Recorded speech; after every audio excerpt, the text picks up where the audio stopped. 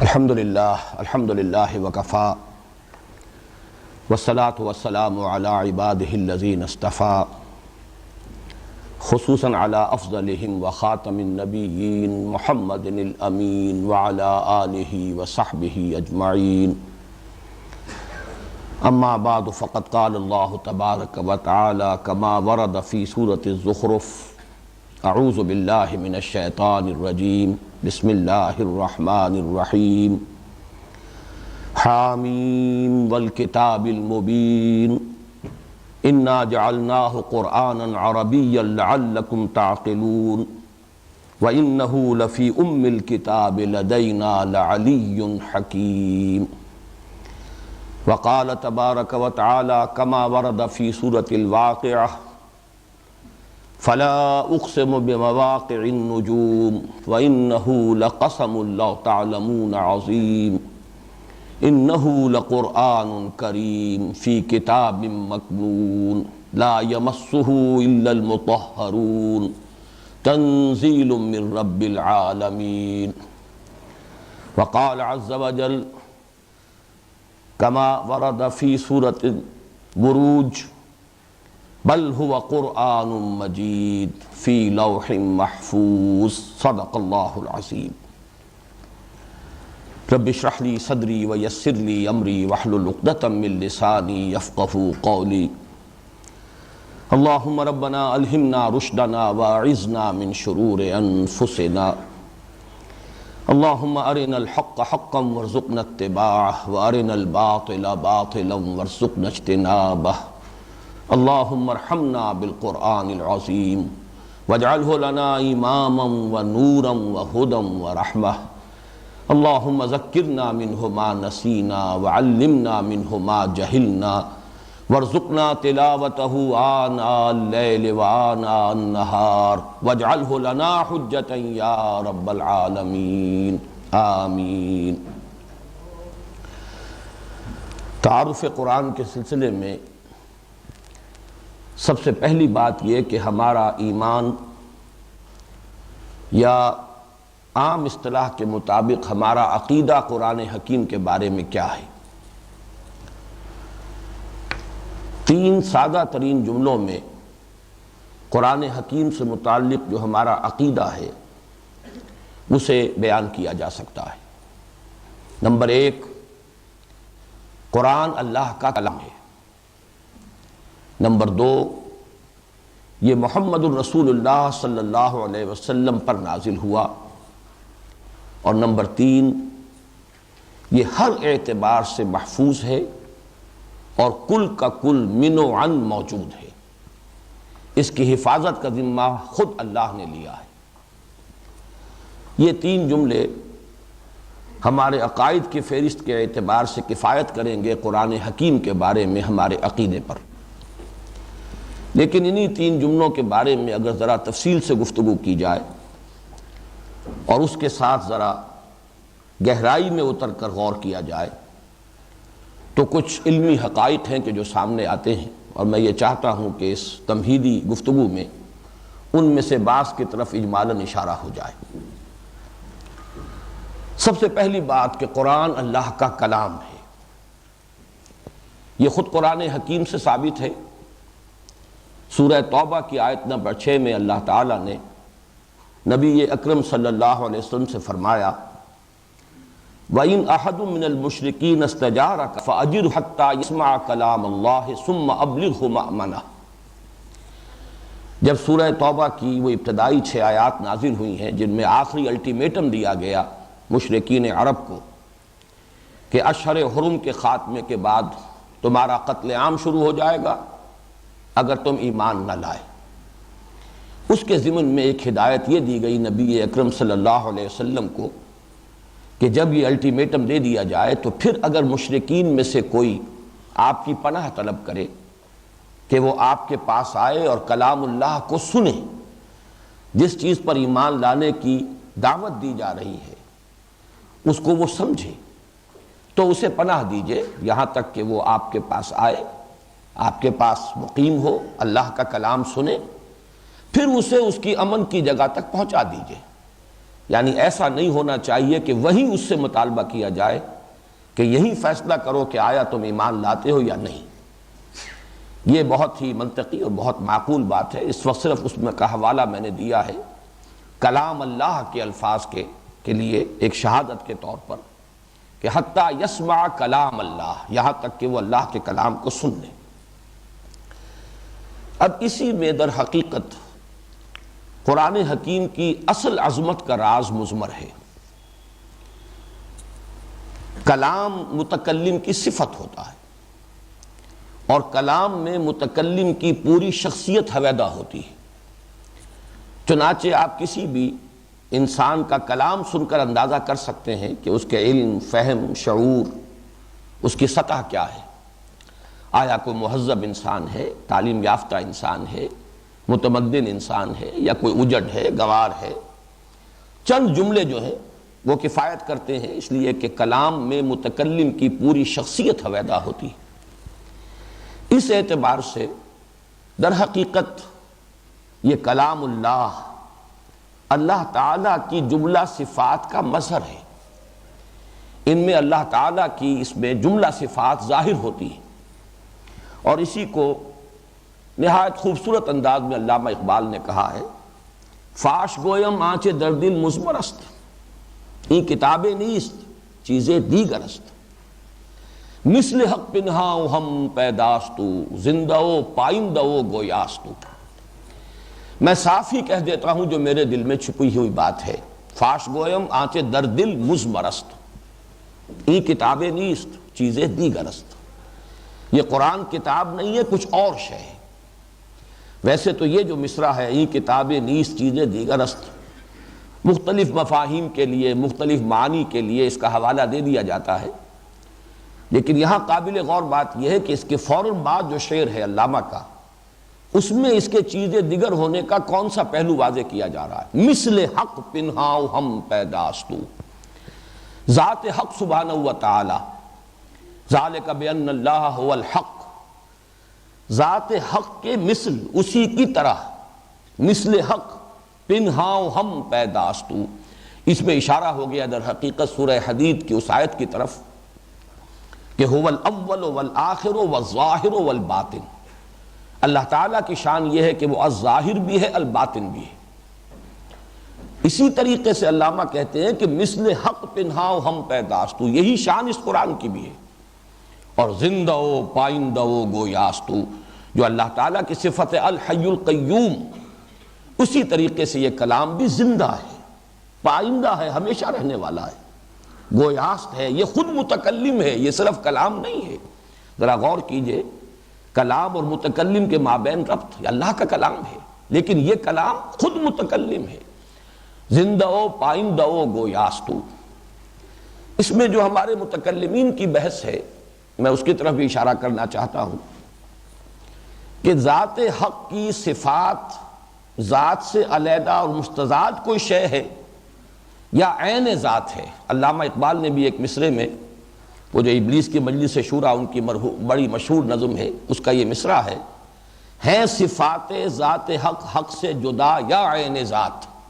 امت مرحوم کی ہے کس عقیدے میں نجات۔ یہ علم کلام کا ایک بڑا پیچیدہ اور بہت ہی غامض اور عمیق مسئلہ ہے جس پر بڑی بحثیں ہوئی ہیں، اور بالآخر متکلمین کا تقریباً اس پر اجماع ہوا کہ لا عین ولا غیر، اللہ کی صفات کو نہ اس کا عین قرار دیا جا سکتا ہے نہ اس کا غیر۔ اس اعتبار سے اگر غور کریں گے تو قرآن حکیم جب یہ اس کی صفت ہے، گویا کہ یہ بھی اسی ضمن میں، اسی کے ذیل میں آئے گا کہ نہ اسے اللہ کا غیر کہا جا سکتا ہے نہ اس کا عین کہا جا سکتا ہے۔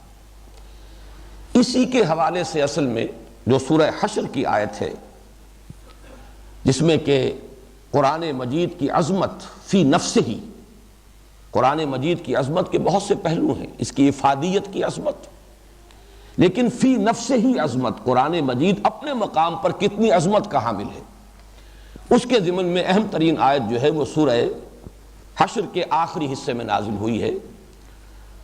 وَلَوْ أَنزَلْنَا هَذَا الْقُرْآنَ عَلَى جَبَلٍ لَرَأَيْتَهُ خَاشِعًا مُتَصَدِّعًا مِنْ خَشْيَةِ اللَّهِ وَتِلْكَ الْأَمْثَالُ نَضْرِبُهَا لِلنَّاسِ لَعَلَّهُمْ يَتَفَكَّرُونَ۔ اگر ہم اس قرآن کو کسی پہاڑ پر اتار دیتے تو تم دیکھتے کہ وہ دب جاتا اور پھٹ جاتا، اللہ تعالیٰ کی خشیت، اللہ تعالیٰ کے خوف سے۔ اور یہ وہ مثالیں ہیں جو ہم لوگوں کے لیے بیان کرتے ہیں تاکہ وہ غور کریں، لعلہم یتفکرون۔ یہ جو تمثیل اس آیت مبارکہ میں وارد ہوئی ہے، اس کو سمجھا جا سکتا ہے سورہ اعراف میں جو اس کی آیت نمبر 143 میں واقعہ بیان ہوا ہے کہ حضرت موسیٰ علیہ السلام جب حاضر ہوئے ہیں اللہ تعالیٰ کے طلب کرنے پر کوہ طور پر، یہ وہی طلبی ہے کہ جس میں آپ کو وہی حاضری جس میں کہ آپ کو تورات عطا کی گئی۔ اس وقت جب اللہ تعالیٰ نے مخاطبہ اور مکالمہ اپنے مخاطبے اور مکالمے سے سرفراز فرمایا حضرت موسیٰ علیہ السلام کو، تو ان کی آتش شوق کچھ اور بھڑکی، ایک فرمائش کی، درخواست کی، رب ارنی انظر الیک، پروردگار مجھے ذرا اپنا دیدار عطا فرما، میں دیکھوں تجھے۔ گفتگو ہو رہی ہے، مخاطبہ و مکالمہ، اس شرف سے تو نے مجھے مشرف فرمایا ہے، ذرا مزید کرم فرما، رب ارنی انظر الیک۔ جواب ملا لن ترانی، موسیٰ تم مجھے ہرگز نہیں دیکھ سکتے، ولیکن انظر الی الجبل، ذرا پہاڑ کی طرف دیکھو، میں اپنی ایک تجلی اس پر ڈالوں گا، فَإِنِ اسْتَقَرَّ مَكَانَهُ فَسَوْفَ تَرَانِی، تو اگر وہ پہاڑ اپنی جگہ پر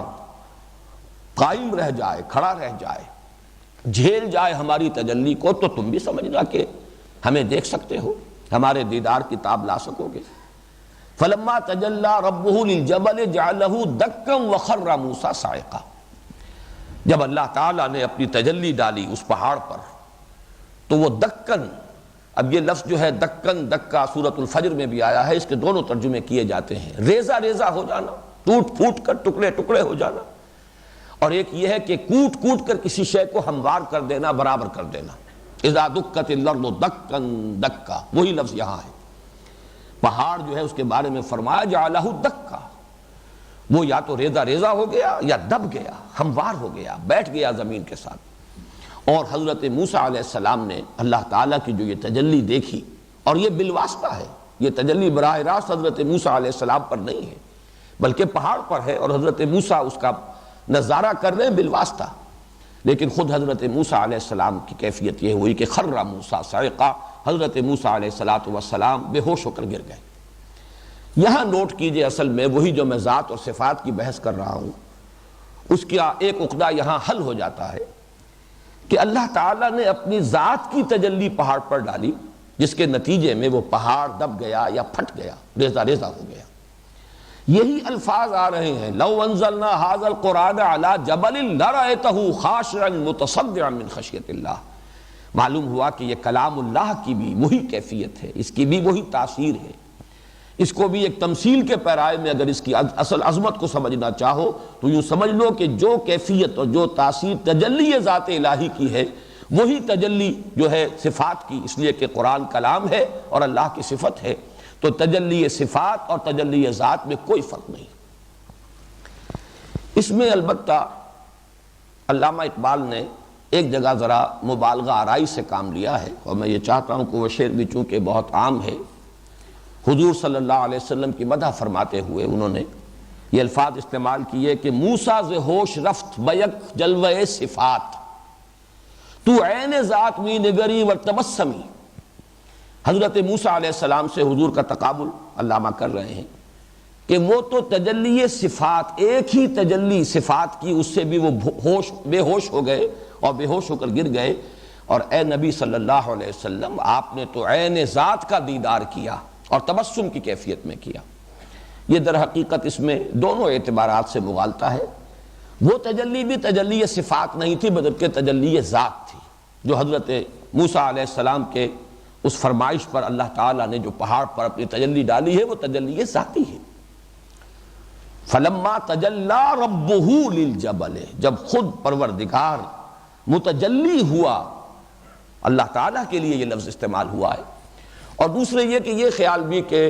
نبی اکرم صلی اللہ علیہ وسلم نے شب معراج میں ذات الہی کا مشاہدہ کیا ہے، یہ بھی مختلف فی ہے ہمارے ہاں۔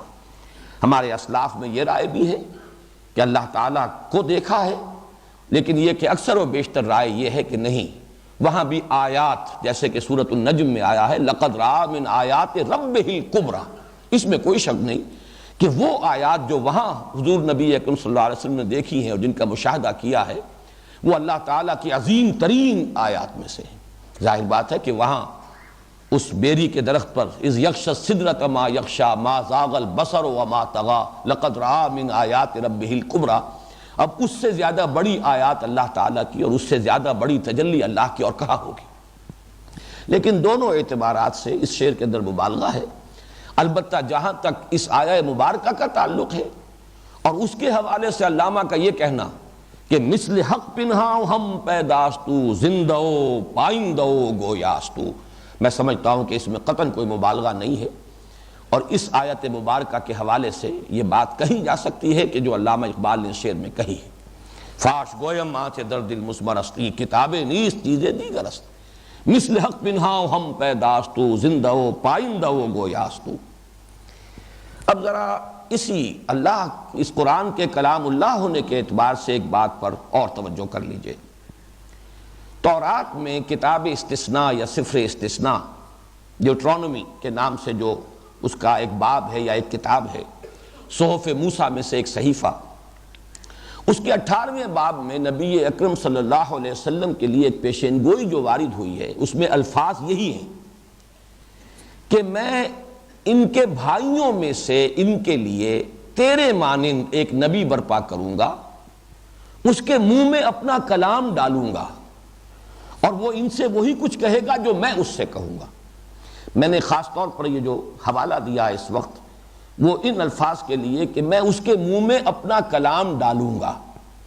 یہاں ایک تو لفظ کلام آیا، جیسے کہ قرآن حکیم کی اس آیت کے اندر آیا حتیٰ یسمع کلام اللہ، اسی طرح تورات کی سفر استثناء میں حضور صلی اللہ علیہ وسلم کی بشارت اور پیشین گوئی کے ضمن میں بھی لفظ کلام آیا کہ میں اس کے منہ میں اپنا کلام ڈالوں گا اور وہ لوگوں سے ان سے وہی کچھ کہے گا جو میں اس سے کہوں گا۔ یہ جو کلام کا لفظ منہ میں ڈالنا ہے، اس کے اعتبار سے ایک لفظ قرآن مجید میں جو آتا ہے 2 مرتبہ، قول، قرآن کو قول قرار دیا گیا ہے، انہ لقول رسول کریم، اور یہ 2 مرتبہ آیا۔ یہ سورۃ الحاقہ میں بھی آیا ہے، انہ لقول رسول کریم وما هو بقول شاعر قلیلا ما تؤمنون ولا بقول کاہن قلیلا ما تذکرون، اور پھر سورہ تکویر میں بھی آیا ہے انہ لقول رسول کریم ذی قوت عند ذی العرش مکین مطاع ثم امین وما صاحبکم بمجنون، اور اسی میں آگے چل کر آتا ہے وما هو بقول شیطان الرجیم، صدق اللہ العظیم۔ تو نوٹ کرنے کی بات یہ ہے کہ ایک جگہ پر تقریباً اس پر اجماع ہے، حضرت جبرائیل کا ذکر ہے انہ لقول رسول کریم ذی قوت عند ذی العرش مکین مطاع ثم امین، سورہ تکویر میں اس میں کوئی اختلاف نہیں ہو سکتا کہ یہاں حضرت جبرائیل علیہ السلام کا تذکرہ ہو رہا ہے، گویا کہ قرآن کو ان کا قول قرار دیا گیا۔ اور سورۃ الحاقہ میں یہ نبی اکرم صلی اللہ علیہ وسلم کا قول قرار دیا جا رہا ہے انہ لقول رسول کریم وما هو بقول شاعر۔ اب ظاہر بات ہے کہ یہاں جن چیزوں کی نفی کی جا رہی ہے یہ کسی شاعر کا قول نہیں ہے، ولا بقول کاہن، یہ کسی کاہن کا قول نہیں ہے، یہاں پر یقیناً رسول کریم سے مراد محمد الرسول اللہ صلی اللہ علیہ وسلم ہے۔ یوں سمجھیے کہ اللہ کا کلام پہلے وہ حضرت جبرائیل پر نازل ہوا، اور گویا کہ اگر میں وہی کتاب استثناء کے الفاظ اگر استعمال کروں اور بورو کروں، یہاں اللہ نے اپنا کلام ان کے منہ میں ڈالا۔ ان کا منہ ظاہر بات ہے کہ ہم اس کا کوئی خیال نہیں کر سکتے، کوئی تصور نہیں کر سکتے، وہ بہت بڑے فرشتے ہیں، جلیل القدر فرشتے ہیں، لیکن یہ کہ قول کا لفظ جب استعمال ہوا ہے تو یہ کلام الہی ابتداءً حضرت جبرائیل کے قول کی شکل میں ہوا، اور پھر حضرت جبرائیل کے ذریعے سے یہ محمد الرسول اللہ صلی اللہ علیہ وسلم کے آپ کے منہ میں ڈالا گیا ہے، اور وہاں سے بھی قول محمد صلی اللہ علیہ وسلم کی حیثیت سے لوگوں کے سامنے آیا، اس لیے کہ آپ ہی کی زبان مبارک سے ادا ہوا ہے، لوگوں نے صرف آپ ہی کی زبان مبارک سے سنا ہے۔ تو یہ قول جو ہے یہ قول شاعر نہیں، یہ قول کاہن نہیں، یہ قول شیطان الرجیم نہیں، بلکہ یہ قول رسول کریم ہے، اور قول رسول کریم اولاً محمد الرسول اللہ صلی اللہ علیہ وسلم لوگوں کے سامنے ان کے قول کی حیثیت سے آ رہا ہے، پھر ثانیاً یہ قول حضرت جبرائیل کا ہے، اس لیے کہ انہوں نے یہ قول جو ہے حضور کو پہنچایا ہے اور اس کو آخری درجے پر پہنچائیں گے، تو یہ در حقیقت اللہ کا کلام ہے، کلام اللہ ہے، جس کے بارے میں تورات میں الفاظ آئے کہ میں اس کے منہ میں اپنا کلام ڈالوں گا۔ تیسری بات اسی کلام ہونے کے اعتبار سے نوٹ کیجئے، کلام اللہ کی صفت ہے اور صفت اللہ کی قدیم ہے۔ پھر یہ کہ اللہ کی ذات کی طرح اس کی صفات بھی ظاہر بات ہے کہ وہ مادیت سے اور جسم اور جسمانیت سے ماورا ہے۔ کلام اللہ جو ہے وہ حرف و صوت و رسم اس سے منزہ ہے، اعلیٰ ہے، عرفہ ہے، مبرہ ہے، ماورا ہے، وراء الورا ہے، یہ جو کلام قدیم ہے۔ لیکن انسانوں کی ہدایت کے لیے، اس لیے کہ اسے اللہ تعالیٰ انسانوں کی ہدایت اور رہنمائی کے لیے نازل فرمانا چاہتا ہے، لہذا اس نے پھر حروف و اصوات کا جامہ پہنا، حروف اور اصوات کی شکل اختیار کی، اور پھر یہ اللہ ہی کے پاس لوح محفوظ میں، یا جسے ام الکتاب کہا گیا ہے یا جسے کتاب مکنون کہا گیا ہے، یہ وہاں درج ہے، اصل میں یہ وہاں لکھا ہوا ہے۔ ہمارے پاس جو کچھ ہے، یہ قرآن مجید، یہ مصحف، یہ اس کی نقل ہے مطابق اصل، جسے آپ کہتے ہیں کہ ایک سرٹیفائیڈ کاپی ہے، یہ ہمارے پاس نقول ہے، مصدقہ نصول، لیکن یہ کہ اصل میں اصل کتاب کہاں ہے؟ اسی لیے میں نے وہ آج آیات جو ہیں وہ تلاوت کی تھی، جیسے سورہ بروج میں فرمایا بل ہوا قرآن مجید فی لوح محفوظ، یہ تو قرآن ہے بڑا بزرگ و برتر، اور یہ اس لوح محفوظ میں ہے۔ اسی کو فرمایا گیا انہ لقرآن کریم فی کتاب مکنون لا یمسہ الا المطہرون، یہ تو ایک کتاب ہے بڑی کریم، بہت باعزت، اور ایک ایسی کتاب میں جو چھپی ہوئی ہے۔ تمہارے پاس جو مصحف ہے وہ تو اس کی ایک نقل ہے، نقل مطابق اصل، مصدقہ نقل ہے۔ اصل کتاب تو وہ کتاب مکنون ہے، چھپی ہوئی کتاب، لا یمسہ الا المطہرون، اسے تو چھو ہی نہیں سکتے مگر صرف وہ کہ جو بہت ہی پاک کر دیے گئے، مطہر، انتہائی پاک کی ہوئی ہستیاں، یعنی ملائکہ مقربین جو ہیں وہی ہیں۔ فی صحف مکرمۃ مرفوعۃ مطہرۃ بایدی سفرۃ کرام بررہ، در حقیقت یہ کتاب مکنون جو ہے وہ ان کے پاس ہے، وہ تو تمہاری رسائی سے بہت بعید ہے، ماورا ہے۔ ہاں میں پھر وہی الفاظ استعمال کر رہا ہوں، یہ اس کی در حقیقت نقل مطابق اصل ہے کہ جو تمہیں عطا کی گئی ہے۔ یہی بات ہے جو کہی گئی ہے سورہ زخرف میں وَإِنَّهُ لَفِي أُمِّ الْكِتَابِ لَدَيْنَا لَعَلِيٌّ حَكِيمٌ، یہ تو در حقیقت اس اصل کتاب میں، اب کا لفظ کہتے ہیں جڑ کے لیے، اساس کے لیے، بنیاد کے لیے، اس کتاب کی اصل اساس وہ لوح محفوظ میں ہے، کتاب مکنون میں ہے، وہ ہے اس کی اصل جڑ، وہ ہے اس کی اصل بنیاد۔ اسی لیے ماں کے لیے لفظ ہے، اس لیے کہ ظاہر بات ہے کہ اسی کے بطن سے ولادت ہوتی ہے اولاد کی، وہ گویا کہ بمنزلہ اساس ہے۔ تو انہو لفی ام الکتاب، وہ ام الکتاب تو وہاں ہے، لدینا مزید وضاحت کر دی گئی جو ہمارے پاس ہے، اور اس ام الکتاب میں یہ قرآن درج ہے، لعلی حکیم، اور یہ اس کے لیے صفات ہیں، وہ بہت بلند و بالا ہے اور حکمت والا ہے، یا مستحکم ہے، وہ کلام اللہ کا، اور وہ کتاب جو ہے وہ نہایت محفوظ کتاب ہے۔ تو اسے لوح محفوظ کہیے، کتاب مکنون کہیے، ام الکتاب کہیے، اصل قرآن وہاں ہے۔ وہ کلام الہی کہ جو اصوات و حروف سے مبرہ منزہ ماورا تھا، اس نے اصوات و حروف کا جامہ پہنا اسی عالم غیب میں، اسی عالم امر میں، اور وہاں جو اس کی اصل شکل ہے وہ ام الکتاب میں ہے، لوح محفوظ میں ہے، کتاب مکنون میں ہے۔ البتہ پھر یہ کہ اس کا تنزیل اس کی ہوئی ہے، اور وہ تنزیل محمد الرسول اللہ صلی اللہ علیہ وسلم پر ہوئی، اس پر ہم بعد میں ابھی غور کریں گے، اور وہ ہے کہ جو ہمارے پاس وہ ایک اس کی نقول مصدقہ مصاحف کی شکل میں موجود ہے۔ ایک بات اور اس میں عرض کرنا چاہتا ہوں، اگرچہ مجھے اندازہ ہو رہا ہے کہ بات ذرا پھیل رہی ہے۔ جب میں نے یہ عرض کیا کہ قرآن اللہ کا کلام ہے، تو اثناء درس میں چونکہ ہم ایک دور تو درس کا مکمل کر چکے ہیں، سورہ شورى میں سے ہم گزرے، اور سورہ شورى میں ایک بڑی عظیم آیت ہے، اللہ تعالیٰ انسان سے کس طرح سے ہم کلام ہوتا ہے، اس کی 3 شکلیں بیان ہوئی۔ وما کان لبشر ان یکلمہ اللہ الا وحیا او من وراء حجاب او یرسل رسولا فیوحی باذنہ ما یشاء. کسی انسان کا یہ مقام نہیں ہے، کسی انسان کے لیے یہ ممکن نہیں ہے. نوٹ کرنے کی بات یہ ہے کہ یہ نہیں فرمایا کہ اللہ کے لیے یہ ممکن نہیں ہے. ما کان لبشر، اللہ تو ہر شے پر قادر ہے، اللہ جو چاہے کر سکتا ہے، اللہ کی قدرت سے کوئی چیز بعید نہیں ہے، لیکن انسان کا مقام یہ نہیں ہے. وما کان لبشر ان یکلمہ اللہ، کسی بشر کا یہ مقام نہیں ہے، کسی بشر کی یہ حیثیت نہیں ہے، کسی بشر کا یہ مرتبہ نہیں ہے کہ اللہ اس سے کلام کرے سوائے 3 صورتوں کے. وما کان لبشر ان یکلمہ اللہ الا وحیا، یا تو وحی کے ذریعے سے، او من وراء حجاب، یا پردے کے پیچھے سے، او یرسل رسولا فیوحی باذنہ ما یشاء، یا وہ بھیجتا ہے کسی رسول کو، کسی اپنے پیغامبر کو، کسی اپنے ایلچی کو، یعنی رسول ملک فرشتوں میں سے اپنے پیغامبر کو، پھر وہ وحی کرتا ہے جو بھی اللہ چاہتا ہے. فیوحی باذنہ، اللہ کے حکم سے، اللہ کے اذن سے، ما یشاء، جو اللہ چاہتا ہے.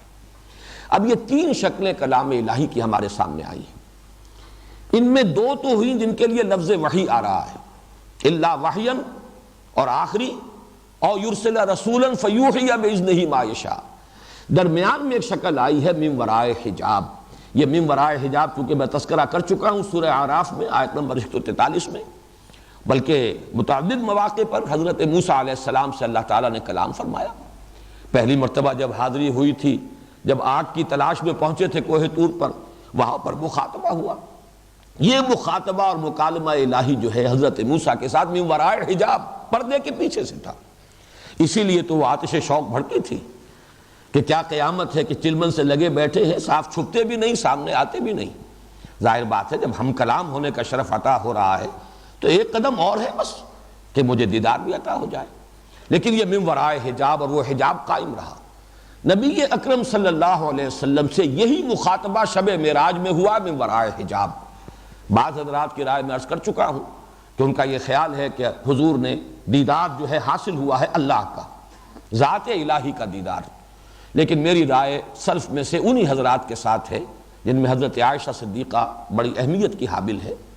انہوں نے حضور صلی اللہ علیہ وسلم سے بھی ان چیزوں پر استفسار لازماً کیا ہوگا. جو بات ان کی ہے وہ تو تقریباً ہم یقین کے درجے میں کہہ سکتے ہیں کہ وہ مرفوع ہے محمد الرسول اللہ صلی اللہ علیہ وسلم سے. نور انا یرا، اللہ تو نور ہے، اسے کیسے دیکھا جا سکتا ہے؟ نور تو دوسری چیزوں کو دیکھنے کا ذریعہ بنتا ہے، نور کیسے دیکھا جا سکتا ہے؟ نور انا یرا. بہرحال میری رائے یہی ہے کہ یہ بھی ورائے حجاب گفتگو تھی، وہ ورائے حجاب جو حضرت موسیٰ علیہ السلام کو کوہ طور پر مکالمہ اور مخاطبہ نصیب ہوا، وہی ورائے حجاب محمد الرسول اللہ صلی اللہ علیہ وسلم کو شب معراج میں عند سدرۃ المنتہی اللہ تعالیٰ نے مشرف فرمایا اپنے مخاطبے اور مکالمے سے. البتہ وحی ایک براہ راست ہے اللہ کی وحی، بغیر اس کے کہ فرشتہ درمیان میں ہو. دوسری وحی ہے کہ جو فرشتے کے ذریعے سے ہے. اور قرآن مجید سے زیادہ جس بات کی طرف رہنمائی ملتی ہے وہ یہ ہے کہ قرآن وحی ہے بواسطہ ملک. نزل بہ الروح الامین علی قلبک فإنہ نزلہ علی قلبک. حضرت جبرائیل علیہ السلام اور فرشتے ہی کی وساطت سے یہ وحی ہوئی ہے محمد الرسول اللہ صلی اللہ علیہ وسلم پر. البتہ یہ کہ براہ راست وحی بغیر فرشتے کے وحی، دل میں کسی بات کا اللہ تعالیٰ کی طرف سے ڈال دیا جانا، الہام، جس کو حضور نے ایک اور حدیث میں نفس فی الروع کہا ہے. دل میں کوئی بات آ گئی، جیسے کسی نے پھونک مار دی ہو بغیر اس کے کہ کوئی آواز سننے میں آئی ہو. ایک ہوتا تھا سلسلۃ الجرس کہ حضور کو گھنٹیوں کی سی آواز آتی تھی، اور وہ گھنٹیوں کی سی آواز، لیکن اس کے بعد وہ جو مفہوم ہے وہ محمد الرسول اللہ صلی اللہ علیہ وسلم کے قلب مبارک پر نازل ہو جاتا تھا. بہرحال تیقن کے ساتھ تو میں نہیں کہہ سکتا، لیکن میرا گمان غالب ہے کہ قرآن مجید تیسری قسم کی وحی ہی پر پورا کا پورا قرآن مشتمل ہے. وہ جو وحی ہے براہ راست، وہ القا، وہ در حقیقت وحی خفی ہے. اور اسی کے لیے میں 2 الفاظ اب چاہتا ہوں کہ آپ انگریزی کے نوٹ کر لیں. ایک ہے انسپیریشن، انسپائرڈ ہو جاتا ہے کوئی، اندر سے کوئی بات اسے انسپیریشن ملتی ہے. ایک ہے ریویلیشن، اور یہ ریولیشن جو ہے اس کے ساتھ آپ نے ایک لفظ سنا ہوگا وربل ریولیشن. انسپیریشن میں ایک مفہوم، ایک خیال، ایک کوئی آپ جو بھی اسے آپ کہیں ایک تصور انسان کے اندر خود بخود آ گیا، اس کے ذہن میں، اس کے قلب میں، یہ انسپیریشن ہے. ریولیشن ہے کوئی باقاعدہ کسی چیز کا کسی پر ریویل کیا جانا. اور اس میں بھی چونکہ ایک بڑی بحث چلتی ہے عیسائیوں کے ہاں، وہ ریولیشن کو مانتے ہیں کہ وہ وربل ریولیشن نہیں تھی بلکہ صرف ایک مفہوم ہے کہ جو انبیاء کے قلوب پر نازل کیا جاتا تھا وہ انہیں اپنے الفاظ میں ادا کرتے تھے. جبکہ ہمارے ہاں مستقل عقیدہ ہے اجماعی کہ یہ اللہ کا کلام ہے جو نازل ہوا ہے محمد الرسول اللہ صلی اللہ علیہ وسلم پر. یہ لفظاً بھی وحی ہے، معناً بھی وحی ہے. لفظاً بھی اللہ کا کلام ہے، معناً بھی اللہ کا کلام ہے. یہ وربل ریولیشن ہے. اس کے ضمن میں وہ ایک دلچسپ واقعہ جو لاہور ہی میں ہوا، کبھی کوئی یہاں ایف سی کالج کے غالباً پرنسپل ہوتے تھے، ان کے ساتھ یہ معاملہ پیش آیا تھا علامہ اقبال کا، کہ کسی دعوت میں جمع تھے اور ان صاحب نے بڑے ایک خاص، میں سمجھتا ہوں سٹل انداز میں علامہ کو ذرا ہلانے کے لیے یہ الفاظ استعمال کیے کہ میں نے سنا ہے کہ آپ بھی وربل ریولیشن کے قائل، آپ جیسا پڑھا لکھا آدمی بھی وربل ریولیشن کا قائل. تو علامہ نے جو جواب دیا اس وقت، واقعہ یہ ہے کہ وہ ان کی ذہانت پر دلالت کرنے والا جواب ہے کہ جی ہاں میں تو بالکل مانتا ہوں وربل ریولیشن کو، اس لیے کہ میرا تو تجربہ ہے. خود مجھ پر جب شعر نازل ہوتے ہیں تو وہ الفاظ کے جامے میں ڈھلے ہوئے آتے ہیں، میں لفظ بدلنا چاہوں تو نہیں بدل سکتا. معلوم ہوتا ہے کہ وہ میری اپنی تخلیق نہیں ہے وہ الفاظ، بلکہ وہ الفاظ ہی مجھ پر نازل کیے جاتے ہیں. تو یہ در حقیقت انداز اس کو جواب دینے کا جس کو عربی میں کہا جاتا ہے الاجوبۃ المسکتہ،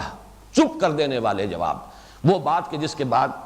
فریق ثانی کے لیے کچھ کہنے کا اور کچھ قال و قول کا موقع نہ رہ جائے، وہ جواب ہے. لیکن یہ کہ واقعتاً یہ وربل ریولیشن ہے، کلام الہی جس نے شکل اختیار کی ہے قول جبرائیل، انہ لقول رسول کریم ذی قوت عند ذی العرش مکین مطاع ثم امین.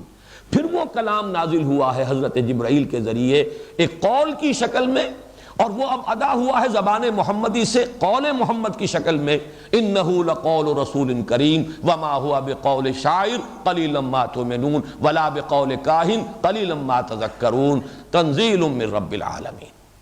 تو یہ در حقیقت ریولیشن ہے، انسپیریشن نہیں. اور یہ ریولیشن وربل ہے، یہ وحی باللفظ ہے، صرف بالمعنی نہیں. معنی اور مفہوم اور الفاظ یہ سب کے سب اللہ تعالیٰ کی طرف سے ہیں، اور یہ در حقیقت بحیثیت مجموعی اللہ کا کلام ہے.